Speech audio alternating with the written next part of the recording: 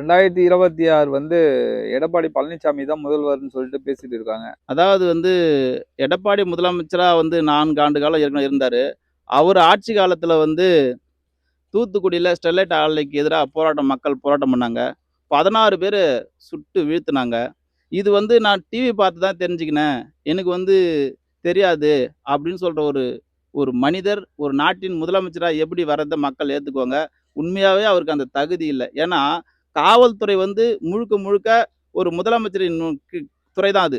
காவல்துறை முதலமைச்சரின் துறை.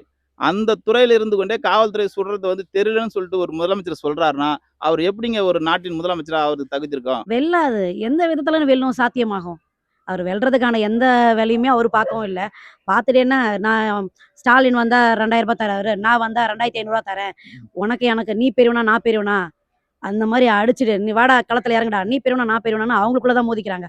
ஆனா இங்க மக்களுக்கு என்ன பண்றோம்? மக்களுக்கான நல்லது பண்றோமா? மக்களுக்கு நல்லது செய்து வரதே இல்ல. நான் இவ்வளோ சுருட்டிக்கலாமா? நான் அவ்வளோ சுருட்டிக்கலாமா? இந்த மாரி அரசியல் தான் பண்ணிட்டுருக்காரு. இப்போ விஜய் ரசிகரா இருக்கட்டும், ஸ்டாலினா இருக்கட்டும், எடப்பாடியா இருக்கட்டும், இவங்க எல்லாருக்குமே வாய்ப்பு கொடுக்கறதோட சீமான் சாருக்கு ஒரு வாய்ப்பு கொடுத்து பாருங்களேன்.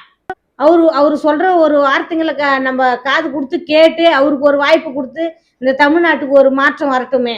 ஒரு மாற்றம் வந்தா நமக்கும் நல்லது தானே.